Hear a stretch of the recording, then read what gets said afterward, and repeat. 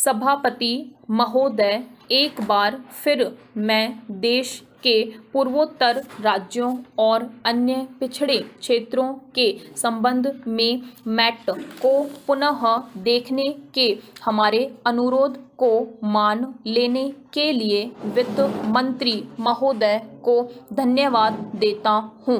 जैसा कि वित्त विधेयक में पहले प्रस्तुत किया गया था कि इससे नए उद्योगों में नए निवेशों के रूप में राज्यों को प्राप्त होने वाली लाभ समाप्त हो जाते, किंतु अपने भाषण में विधेयक प्रस्तुत करते समय उन्होंने यह मान लिया कि पिछड़े राज्यों, विशेष रूप से पूर्वोत्तर क्षेत्र में नए उद्योग में निवेश के संबंध में धारा 80 के लिए मैट लागू नहीं होगा।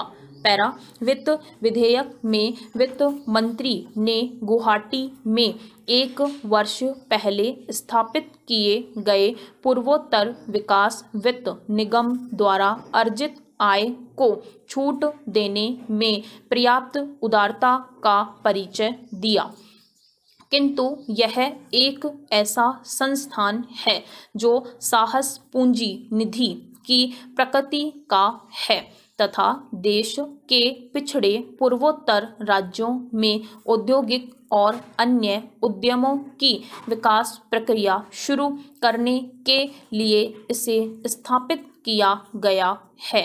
वर्षों से हमने यह देखा है कि असम में गुवाहाटी में भारतीय औद्योगिक विकास बैंक कार्य कर रहा है, किंतु उन्होंने राज्य में उद्योगों के विकास को बढ़ावा देने में अत्यंत कम काम किया है।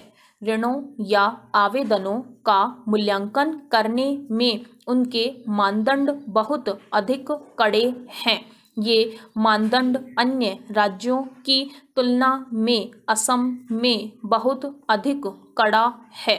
इसीलिए उस क्षेत्र के लिए भारतीय लघु उद्योग विकास बैंक और भारतीय औद्योगिक विकास बैंक ने काफ़ी कम ऋण दिए हैं।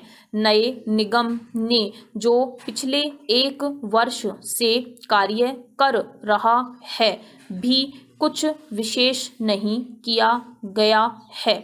ऐसी आशंका है कि यह नया निगम भी भारतीय औद्योगिक विकास बैंक और भारतीय लघु उद्योग विकास बैंक, जो कि पिछले कई वर्षों से उक्त क्षेत्रों में कार्य कर रहे हैं, की भांति ही कार्य करने लगेगा।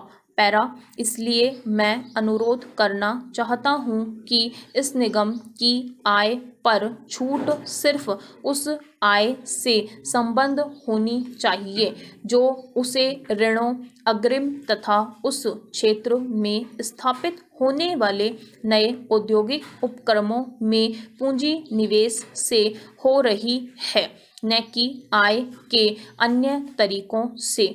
वे आय अर्जित करने वाली अन्य आस्तियों में निवेश कर रहे हैं और वे छूट का लाभ प्राप्त कर रहे हैं केवल इसलिए कि इस निगम का एक कार्यालय गुवाहाटी में भी स्थित है।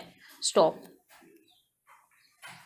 सभापति महोदय, मुझे आशंका है कि यह निगम ऐसे करने जा रहा है। यह निगम क्षेत्र के बाहर कंपनियों में इक्विटी निवेश करके अधिकाधिक धन अर्जित करने का प्रयास करेगा। यह निगम अन्य जगहों पर वित्तीय प्रपत्रों अथवा अन्य प्रकार के पूंजी निवेश करके अधिकाधिक धन अर्जित करने का प्रयास करेगा और छूट का लाभ उठाकर भी उक्त क्षेत्र के विकास हेतु कुछ भी नहीं करेगा। इसलिए अगर छूट दी जाए तो यह छूट केवल उस आय पर होनी चाहिए जो कि उक्त राज्य में नए उद्योगों और नए उपक्रमों में किए गए पूंजी निवेश से अर्जित हो। मैट पर चर्चा करते हुए एक प्रश्न उठाया जा रहा है कि वह यह निर्यातोन्मुखी परियोजनाओं पर भी लागू होना चाहिए। आयकर अधिनियम के खंड 80 के अनुसार निर्यात से होने वाली आय पर छूट दी जाती है। कई वर्ष पूर्व यह प्रावधान लागू किया गया था, परंतु तब से ही इसका दुरुपयोग किया जाता रहा है। कई मामलों में हमने पाया है कि इसका दुरुपयोग काले धन को सफेद धन में परिवर्तित करने में किया जाता रहा है। पैरा निर्यातोन्मुखी उत्पादन के मामले में हमने देखा है कि काले धन का दुरुपयोग कच्चे माल को खरीदने और मंजूरी आदि देने के लिए किया जाता रहा है ताकि लाभ दर बढ़ जाए।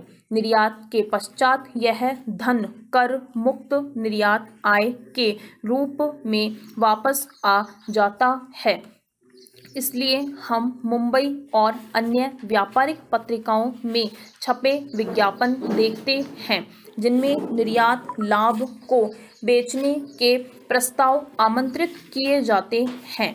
1 करोड़ रुपए की निर्यात आय को 10 अथवा 20 लाख रुपए में किसी भी लाभ अर्जित करने वाली कंपनी को बचा जा सकता है, क्योंकि वह कंपनी निर्यात कारोबार से कर छूट का लाभ उठाएगी और वे अपने अवैध साधनों से निर्यातक फर्म के लिए कतिपय धनराशि देने को तैयार हैं और इसके साथ साथ इस कंपनी के निर्यात ऋण भी दे सकती है ताकि निर्यातोन्मुखी कंपनियों के निर्यात ऋण का लाभ उठाया जा सके।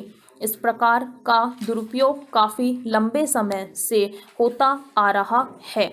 मेरे विचार में मैट को निर्यातोन्मुखी कंपनियों पर लागू करना एक सही कदम है। वर्तमान में यह सिर्फ निगमित इकाइयों पर ही लागू होता है। इसके प्रभाव जानने के लिए इसे थोड़े और समय के लिए उन्हीं के पास रहने देना चाहिए। स्टॉप। Thank you. इस चैनल को सब्सक्राइब करें और बेल आइकन को प्रेस करें ताकि लेटेस्ट वीडियो की जानकारी आप तक सबसे पहले पहुंच सके। वीडियो को लाइक और डिसलाइक अवश्य करें। कोई सुझाव और प्रश्न हो तो कमेंट बॉक्स में लिखें और वीडियो को अपने फ्रेंड्स और क्लासमेट्स को शेयर करें।